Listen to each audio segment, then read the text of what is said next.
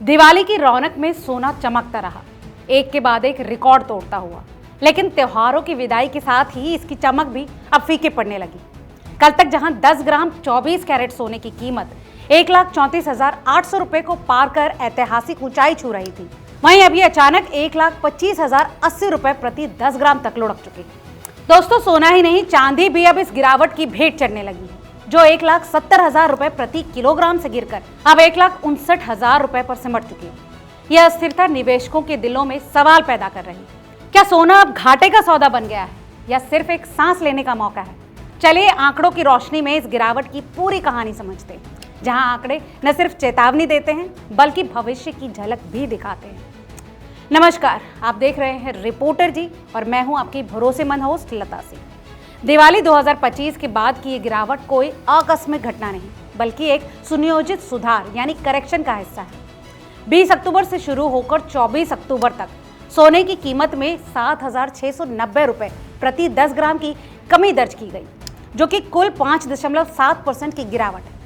चांदी में यह आंकड़ा और चौंकाने वाला है, 11,000 रुपए प्रति किलोग्राम की कमी, यानी 6.5% का झटका।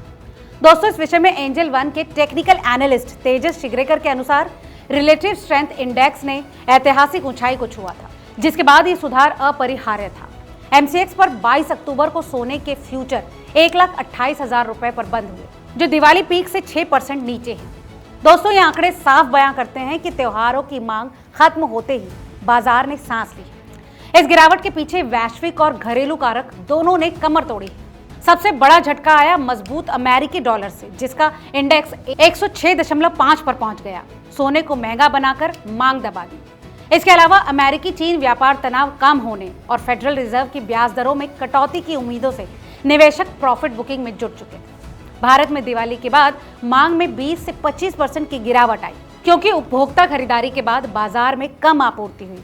इस विषय में एलकेएस सिक्योरिटीज के जतिन त्रिवेदी बताते हैं, बुलिंगर बैंड्स और एमसीडी जैसे इंडिकेटर्स बेयरिश मोमेंट्स दिखा रहे हैं, जिससे गिरावट 1,20,000 रुपए तक पहुंच सकती है।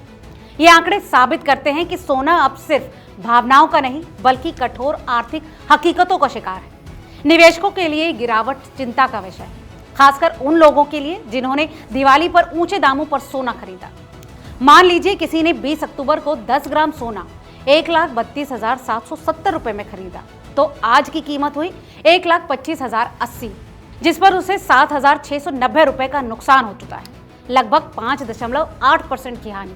और दोस्तों, बड़े निवेश में यह आंकड़ा लाखों में बदल जाता है। चांदी के मामले में 1 किलोग्राम पर 11,000 रुपए का घाटा, मतलब औसत परिवार के लिए 10 से 15% की मार। एक्सपर्ट्स चेताते हैं कि अगर सुधार जारी रहा तो अगले हफ्ते 1,19,000 रुपए तक गिरावट संभव है। लेकिन याद रखें, ये शॉर्ट टर्म लॉस है और लॉन्ग टर्म में सोना अभी भी 50% ऊपर है। अगर दाम 2025 की शुरुआत से देखे जाएं, फिर भी जल्दबाजी में बिकवाली घाटे को दोगुना कर सकती है। दोस्तों, ऐसे में सवाल उठता है, क्या अब सोने में निवेश घाटे का सौदा है? बिल्कुल नहीं, बल्कि ये खरीदारी का सुनहरा मौका भी हो सकता है।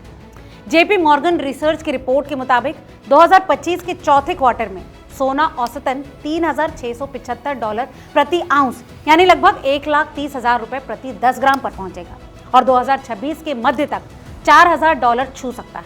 और इसका कारण सेंट्रल बैंक खरीदारी जारी रखेंगे।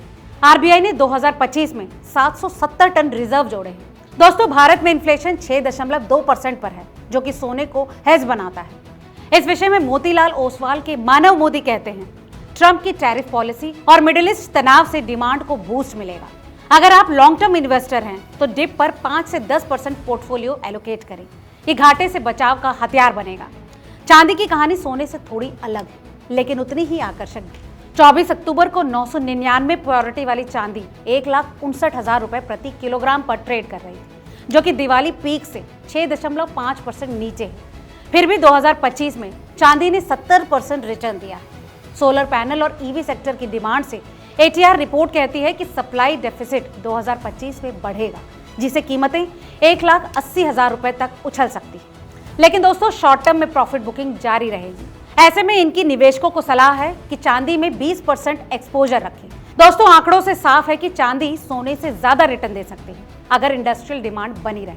फिलहाल भविष्य के आंकड़े आशावादी हैं, लेकिन सतर्कता जरूरी है। 2025 के अंत तक सोना 1,40,000 रुपए प्रति 10 ग्राम छू सकता है अगर फेड रेट कट 25 बीपीएस हुआ तो। लेकिन अगर डॉलर मजबूत रहा तो 1,15,000 तक सुधार संभव है।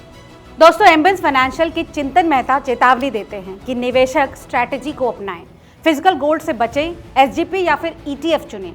ये 2.5% इंटरेस्ट देते हैं। डिजिटल गोल्ड से छोटे अमाउंट से एंटर करें। याद रखें, सोना 10 से 15% पोर्टफोलियो का हिस्सा होना चाहिए, न कि सब कुछ। ये आंकड़े न सिर्फ रिस्क बताते हैं बल्कि अवसर भी देते हैं। दोस्तों, अंत में सोने की चमक फीकी पड़ना कोई अंत नहीं बल्कि नई शुरुआत है। जिन्होंने ऊंचाई पर खरीदा है वो घाटे की आग में जरूर तप रहे हैं, लेकिन लॉन्ग टर्म में फायदा मिलेगा। इतिहास गवाह है कि सोना हमेशा लौट कर चमकता है। दोस्तों, नए निवेशक इस डिप को अवसर माने, लेकिन आंकड़ों से निर्देशित होकर। दिवाली बीत गई है लेकिन सोने का जादू बरकरार है, बस सही समय का इंतजार कीजिए। दोस्तों, आज की इस रिपोर्ट पर आपकी क्या राय है, हमें कमेंट करके जरूर बताएं। और हाँ, ऐसी तमाम और खबरों के लिए देखते रहिए रिपोर्टर जी। बहुत बहुत शुक्रिया।